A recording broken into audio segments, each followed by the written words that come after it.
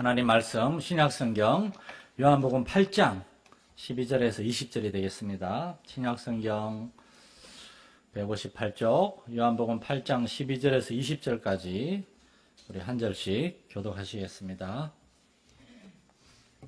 요한복음 8장 12절에서 20절까지 한 절씩 교독하겠습니다. 예수께서 또 말씀하여 이르시되 나는 세상의 빛이니 나를 따르는 자는 어둠에 다니지 아니하고 생명의 빛을 얻으리라.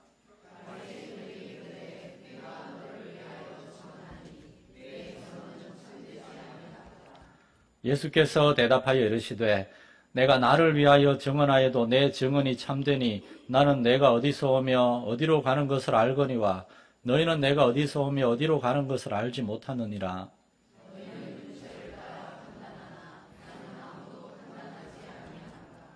만일 내가 판단하여도 내 판단이 참되니 이는 내가 혼자 있는 것이 아니요 나를 보내신 이가 나와 함께 계심이라.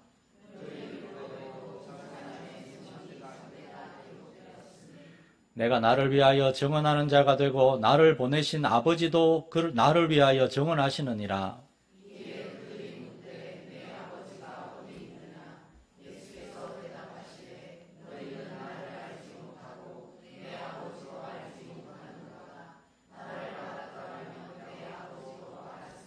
같이 읽겠습니다. 이 말씀은 성전에서 가르치실 때에 헌금함 앞에서 하셨으나 잡는 사람이 없으니 이는 그의 때가 아직 이르지 아니하였음이로라. 아멘. 할렐루야. 내비 오신 여러분을 환영합니다.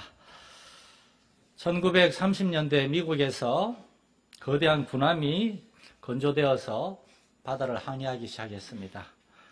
어느 날 밤에 멀리서 작고 희미한 그러나 선명한 불빛이 보여서 이 군함의 항해사는 무전을 보냈습니다. 우리는 미국 최대의 전투 군함이니 비켜가시오. 그러자 건너편 배에서 당신들이 비켜가시오. 항해사는 군함의 함장을 불렀습니다. 함장은 제독이라고 하는데 아주 높은 군인입니다. 이 제독이 나는 이 해군 제독이고 이 배는 해군 최대 전하입니다. 당장 항로를 바꾸라 명령했습니다.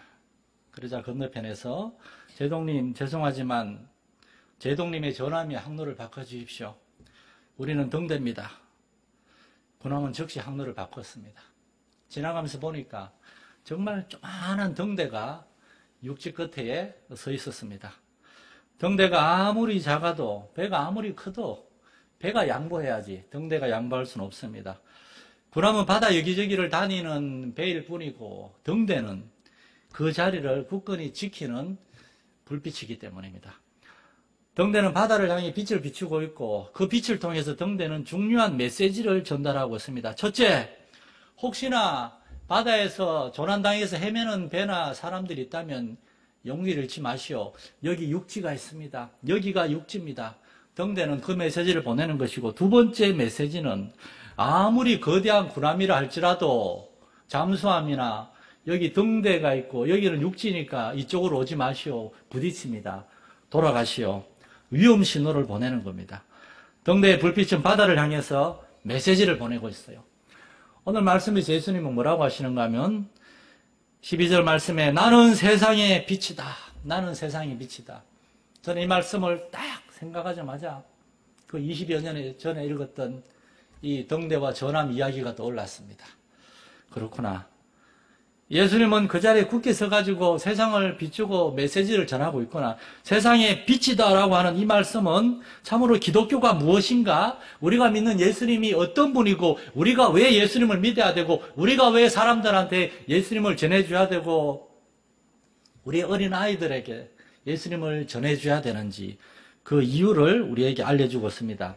첫 번째, 기독교는 예수님이 세상의 빛이라는 사실을 알고 그것을 믿고 그것을 경험하는 종교임을 여러분 믿으시기 바랍니다.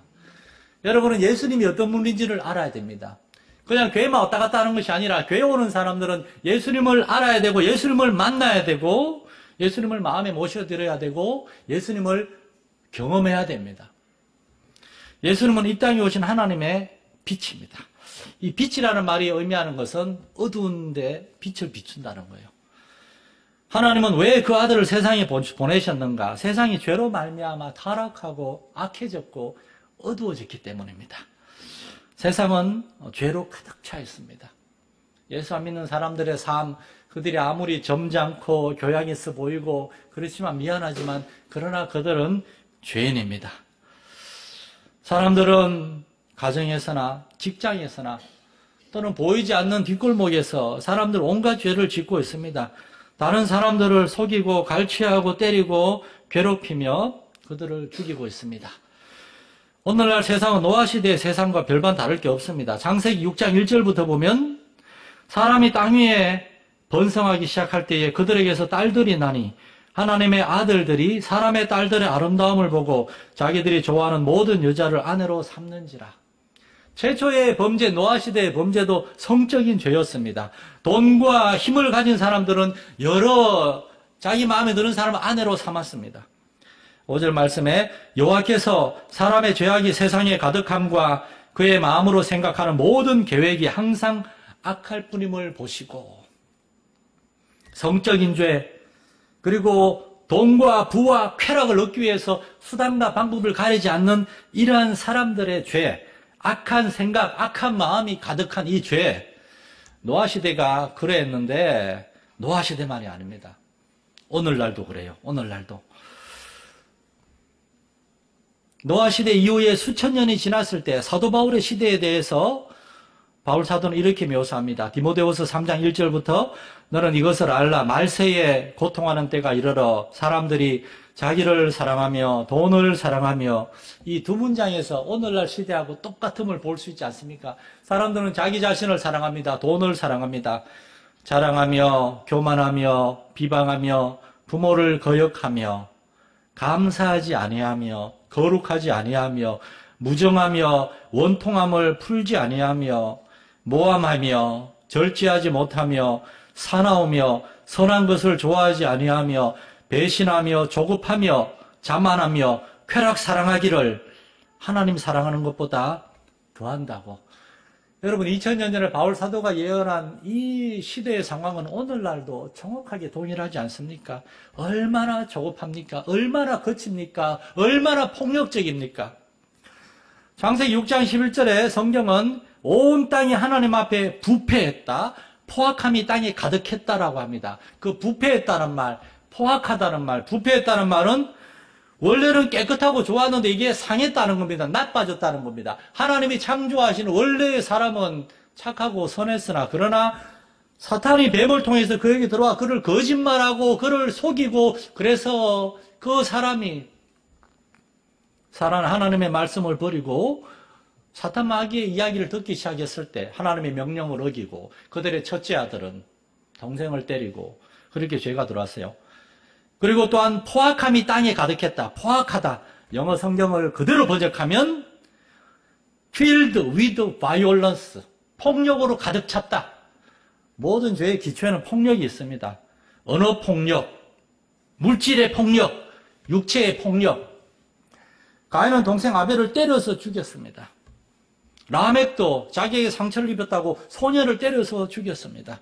힘센 사람은 약한 사람에게 폭력을 행사하고, 남자는 여성에게 폭력을 행사하고, 어른들은 아이에게 폭력을 행사하고, 아이들도 힘센 아이는 더 약한 아이에게 폭력을 행사합니다. 모든 죄는 이렇게 부패함과 포악감, 폭력이 자리 잡고 있다는 거예요.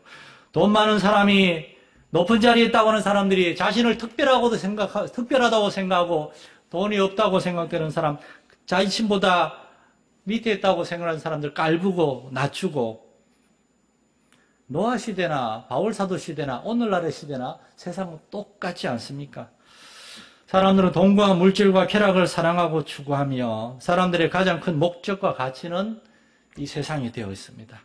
예수님이 이 세상에 오셨을 때, 예수님이 지금 성전에서 하나님의 말씀을 가르치는데, 성전의 유대인들, 종교 지도자들, 대제사장들과 바리새인과 서기관들에 대해서 예수님은 뭐라 그럽니까? 그들은 돈을 사랑하는 사람들이라고. 성전에서 뇌물을 받고 제사들을 재물을 팔게 하고, 로마 제국과 결탁하여 자신들의 권력과 자신들의 정치적인 입지를 보장받고, 예수님은 그러한 사람들을 가리켜서 하나님을 믿는다고 말하는 사람들이나 그렇지 않은 사람들이나 모두 죄 아래 있다고 얘기하고, 예수님은, 하나님이 예수님을 보내신 것은 그들에게 빛을 비추셔서, 빛이 하는 일이 뭡니까? 어두운 걸 밝히는 겁니다. 어둠 속에서 자신들의 죄를 깨닫게 하고 자신들의 잘못을 드러내게 해서 회개하게 만들려는 겁니다. 그러므로 사랑하는 성도 여러분, 예수님이 우리에게 오신 하나님의 빛, 하나님의 세상을 비추는 하나님의 빛이라는 걸 여러분이 정말 알고 믿는다면은 우리는 다른 사람들을 볼 것이 아니라 먼저 우리 자신을 볼 수 있어야 되겠어요. 예수님의 빛을 언제나 우리 자신에게 비춰야 됩니다. 교회 오면 여러분, 하나님 앞에서 언제나 우리 자신을 만나야 됩니다. 여기 30여 명, 40명 가까이 사람들이 있지만, 그러나 우리가 다 하나님 앞에 나아가지만, 그러나 하나님은 여러분 한 사람 한 사람을 보고 있고 만나고 있습니다. 교회는 다니고 있지만, 예배도 나오고 있지만, 그러나 아직 하나님을 만나지 못했을 수도 있습니다. 하나님 앞에 참으로 자신의 죄를 깨닫고 돌이킨 참된 회개와 경험이 없을 수도 있습니다. 혹은 구원은 받았으나 여전히 영적인 어린아이의 상태에서 도무지 자라지 않고 있을 수도 있습니다. 우리는 예수님의 빛 아래에서 주님의 말씀을 통하여 성령의 조명하심을 통하여 우리의 죄와 허물과 연약함들을 깨닫고 그것이 드러났을 때 기분 나빠하고 불쾌하지 않고 아이고 딴 교회 가야 되겠다 그러는 것이 아니라 하나님 앞에서 회개하고 엎드리고 하나님 앞에서 새로워질 수 있기를 축원합니다. 그러나 유대 종교 지도자들은 하나님을 믿는다고 하면서 정작 하나님의 아들을 거부했고, 하나님의 아들을 통해서 하나님이 비추어 주시는 그 빛을 전혀 알아보지 못했고, 오히려 그 예수님을 통해서 자기들의 어리석음과 자신들의 잘못이 드러나게 되었을 때 그들은 기분 나빠하고 예수님을 미워하고 예수님을 죽이려고 했습니다. 우리는 하나님을 믿는다고 하면서 우리도 정작 우리 자신을 충분히 보지 못하고 그런즉 선줄로 생각하는 자는 넘어질까 조심하라. 목사로서 제가 제일 조심하는 거, 성도들에게 너무 충고하지 않으려고 하는 거. 목사로 제가 지금 20년이 넘었고 목회자로 목회를 30년이 넘게 했는데 교회나 성도들 보면은 대충 알잖아요. 그런데도 저는 충고하지 않으려고 하나님의 말씀을 통해서 권면하고 기도하고 기다리고 또 기다리고 가르치는 사람이지만 그러나 너무 가르치는 일만 하지 않으려고 조심하고 또 조심합니다. 우리가 다른 사람들에게 예수 그리스도의 빛을 비추어 주기 위해서는 우리가 먼저 그 빛을 받아야 되고 그 빛을 경험해야 되고 그 빛을 통해서 우리가 새로워지고 우리가 예수님 안에서 용서받고 은혜로 새로워지는 충만케 되는 것을 다시 경험할 수 있는 여러분 될 수 있기를 축원합니다.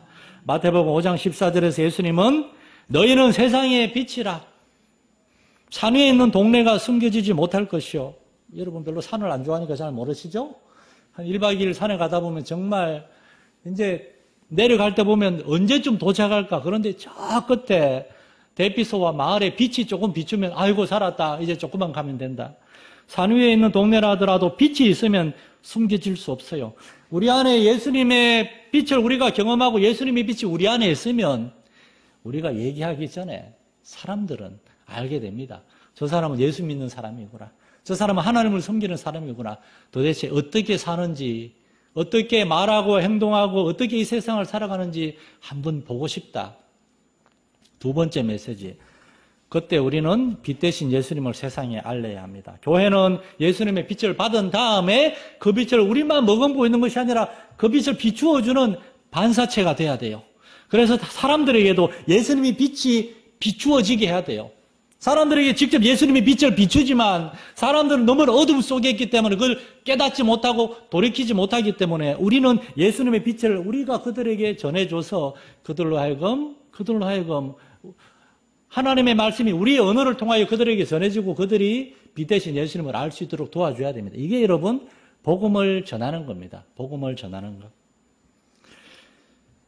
예수님만이 사람들의 죄를 드러내고 사람들의 죄를 밝힐 뿐만 아니라 예수님만이 사람들의 죄 문제를 해결할 수 있고 예수님만이 사람들을 하나님께로 인도할 수 있는 분이라는 것.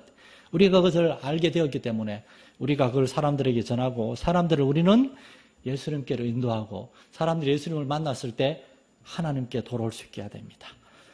요한복음 14장 6절에 예수님은 내가 곧 길이요 진리요 생명이니 나로 말미암지 않고는 아버지께로 올 자가 없느니라.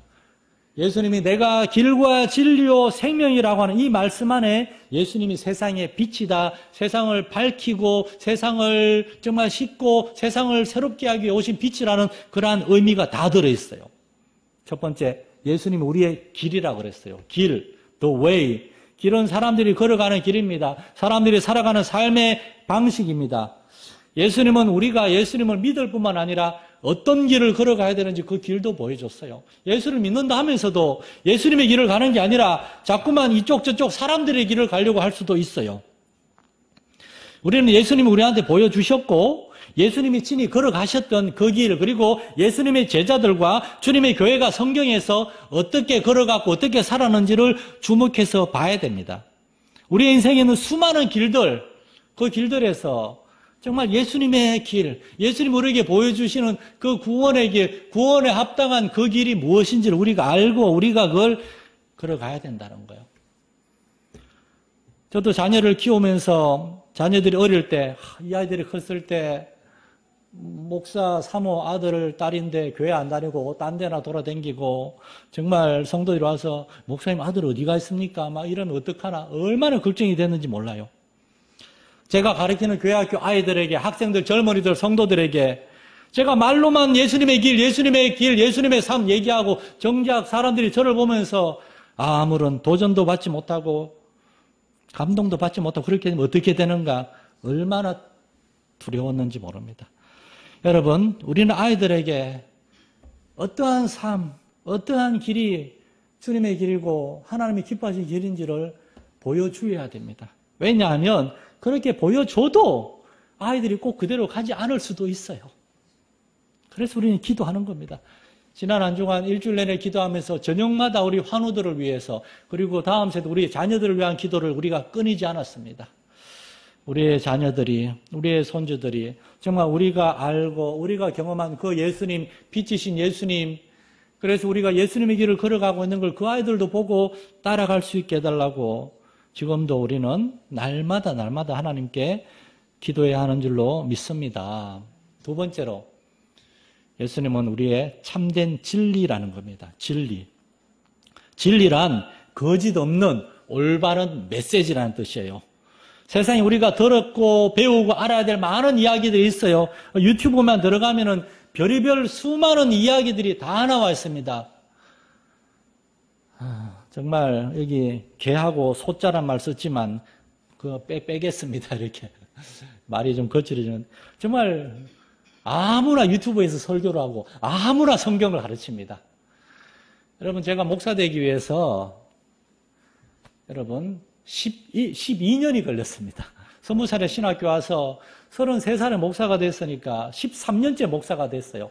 신학대학 4년, 대학원 3년, 중간에 논문 통과하지 못해서 한 학기 더.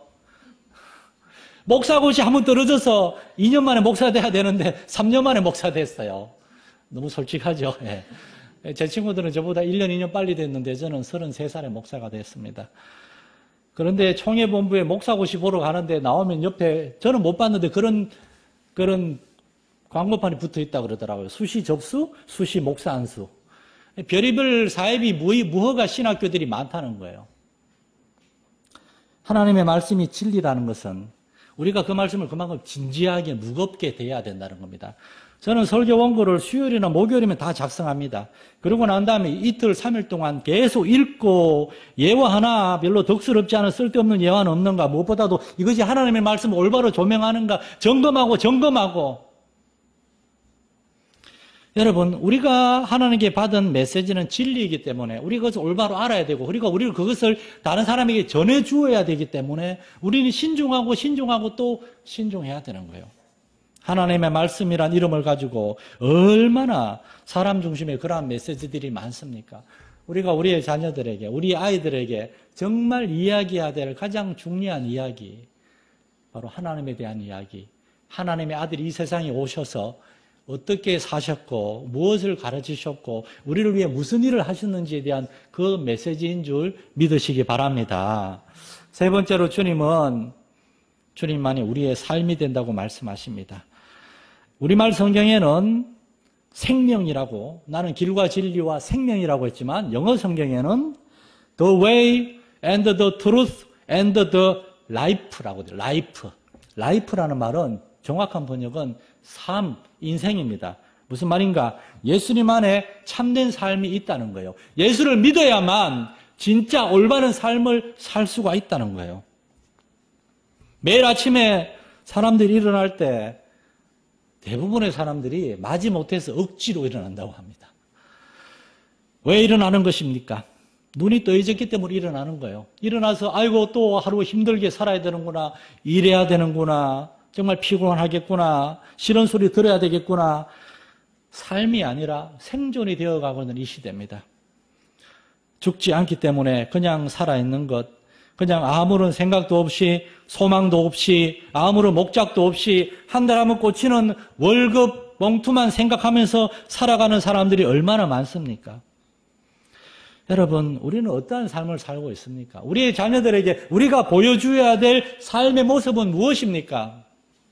아이들이 어렸을 때 기도를 시키면 전부 다 인상을 쓰고 기도해요. 왜냐? 엄마 아빠가 항상 인상 쓰고 기도하는 걸 봤기 때문에.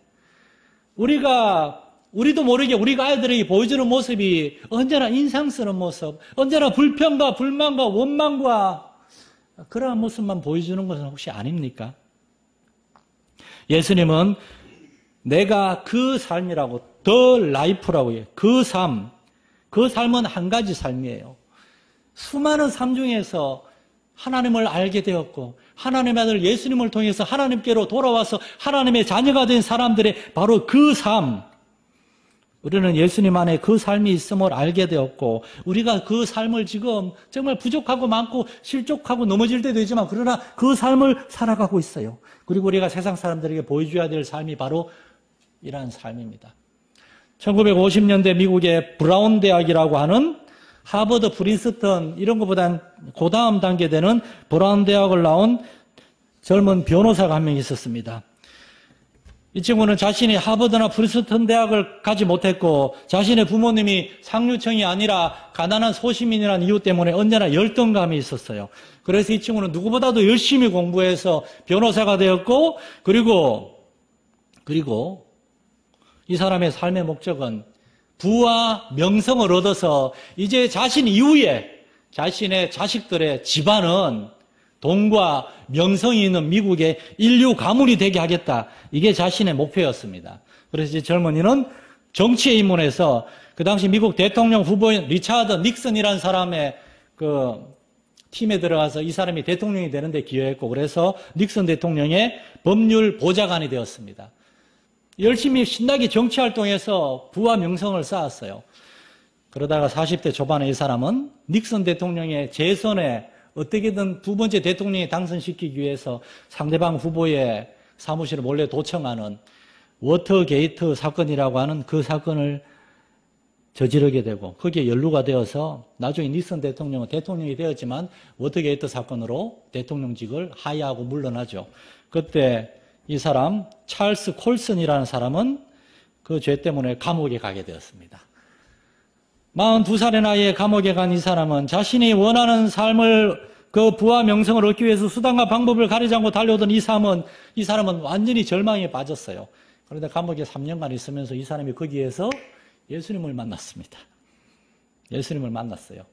정말 이 사람은 사도 바울과 같은 극적인 변화를 했어요. 그래서 45살의 나이에 그가 출소한 이후에 그는 이제 더 이상 부와 명성이 자신의 목적이 아니라 그때부터 교도소 근처에 집을 얻고 교도소에 있는 죄수들에게 복음을 전하는 미국 최초의 교도소 선교회라는 것을 조직해서 그 후에 84세에 이제 하나님의 부름을 받을 때까지 40년 동안 교도소를 다니면서 교도소에 있는 죄수들에게 복음을 전하는 그러한 삶을 살다가 부름을 받았습니다. 이 찰스 콜슨이 나중에 종종 대학교에서 또는 중학교나 고등학교에서 학생들에게 설교할 기회가 있을 때 이분은 항상 그렇게 얘기했다고 합니다. 여러분은 무엇을 위해 살기를 원합니까?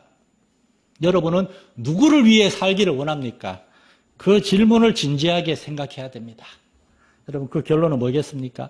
사람은 우리의 창조주가 되신 하나님을 알고 하나님을 섬기다가 하나님 안에서 살다가 하나님 안에서 마침내 삶을 마감하고 하나님께 돌아가는 것, 이것이 사람으로서의 참된 삶인 줄로 믿습니다. 이게 바로 그 삶의 더 라이프예요. 로마의 지배를 받고 있던 유대 이스라엘 백성들에게 하나님은 멀리 있는 분이었어요. 멀리 있는 분이었어요. 예루살렘 거기를 지배하고 있는 유대의 종교 지도자들이나 이스라엘을 지배하고 있는 로마의 지배자들이나 전부 다 지배자들이에요. 백성들을 통해서 무언가 그들에게 빼앗고 그들을 부리고 그런 시대 속에서 하나님은 너무나 멀리 있었어요. 그런데 예수님 이 땅에 오셔서 하나님이 너희와 함께 계시고 하나님이 너희에게 빛을 비추시고 하나님이 우리에게 원하시는 것은 로마 제국과 싸워서 독립을 쟁취하는 것도 아니요. 로마 제국 안에서 어떻게든 잘 먹고 잘 사는 것도 아니요. 우리는 로마 제국이 아니라 이스라엘 백성이지만 그러나 우리의 가장 본질적인 시민권은 하나님 나라에 속한 사람으로서 우리가 어디에서 무엇을 하든지 우리는 하나님을 섬기며 살아가는 사람이다. 그것을 예수님은 말씀하고 있는 겁니다. 이러한 예수님의 가르침을 듣고 배운 초대교회 성도들, 사도행전에 나오는 초대교회 성도들의 삶을 한번 여러분 기억하시기 바랍니다. 그들은 예루살렘의 종교 지도자들과 싸우지 않았어요. 그들은 유대를 다스리고 있는 로마 제국과도 싸우지 않았어요. 그들은 자신들의 삶의 자리에서 낮에는 열심히 일했고 하나님의 거룩함과 진실하심을 따라서 세상 가운데 소금과 빛이 되는 삶을 살면서 열심히 일하며 살았고 저녁이면 함께 모여서 여러 가정이 모여서 떡을 떼며 하나님을 찬양하며 말씀을 듣고 배웠고 안식일이면 성전에 모여서 하나님께 제사를 드리면서 다른 유대인들에게 예수 그리스도 하나님의 아들을 전했고 안식 후 첫날에는 특별히 다 같이 모여서 주님의 죽음과 부활을 기억하며 성만찬을 행하고 사도의 말씀을 듣고 하나님을 예배했습니다. 이러한 사람들의 삶을 통해서 하나님은 그들에게 오셨고 그들에게 성령을 부어주셨고 하나님이 그들과 함께 하시고 하나님이 성령으로 그들과 함께 하신다는 사실이 드러나게 되었어요.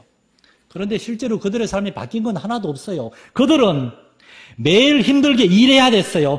그들은 유대의 종교 지도자들과 로마의 권력자들에게 핍박과 학대를 받았어요. 그들은 여전히 먹을 것, 입을 것, 마실 것이 부족해서 가난하고 힘들었어요. 그러나 그들은 불평하고 원망하지 않았습니다. 예수님을 만났고 예수님 안에 새로운 삶의 길, 그리고 예수님 안에 참된 세상을 살아가는 진리를 알게 되었고 그래서 예수님을 통해서 새로운 삶을 살게 되었기 때문에 그들은 전혀 불평, 원망 그런 것이 없이 가난했지만 여전히 힘이 없는 가장 사회의 저층의 사람들이었으나 그들은 로마 제국 안에서 가장 아름답고 가장 행복하고 가장 영향력 있는 하나님의 공동체가 되었습니다.